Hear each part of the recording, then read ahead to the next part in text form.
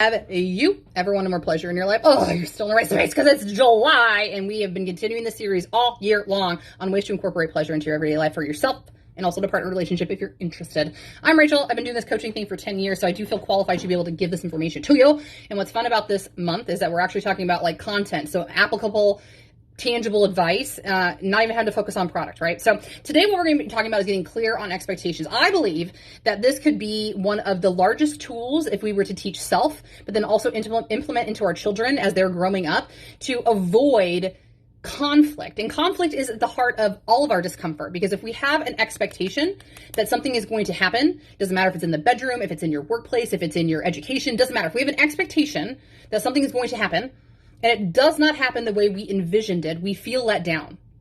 Now, the thing that's important to take this one step further is that expectations are often never even set. We come into any situation, intimate or not, having an idea of how this will be, how a teacher is going to teach me, how a partner is going to love me, how a parent's going to parent me, how a sister is going to sister me, all of the things. It all matters because we were given ideas between pastors, parents, teachers, anybody of influence growing up, including your government and your society and even just the worldview. All of these things have shaped you into thinking who you need to be, how you need to show up basically to be accepted.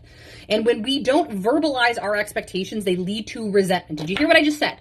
Unverbalized expectations lead to resentment. I didn't make that up. I heard it somewhere and I wish I could correct the person. So just so you know, okay?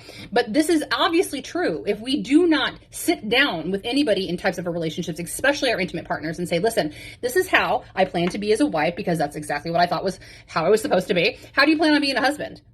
In addition to that, what are your views on having a wife? What are your expectations of having a wife? Now, once we're clear on set expectations, what can we really focus on that we can clearly see we have in common? Those must be important to us.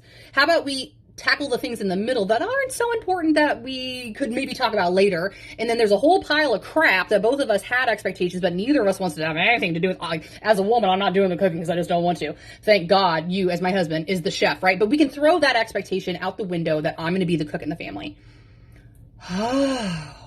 That also means all that non-wasted energy to things that weren't important to you here can be allocated to other things like passions and purpose and growth and contribution and sex and desire and compatibility, connection, all the wonderful things.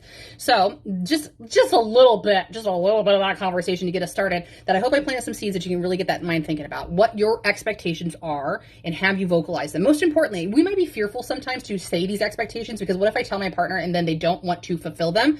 That's okay. You'll find a partner who does. But just remembering that you are worthy of having those expectations be met. You are. I gotta go. I'm running out of time, but thanks for being here. I love you. I'll see you tomorrow. Don't forget to follow along.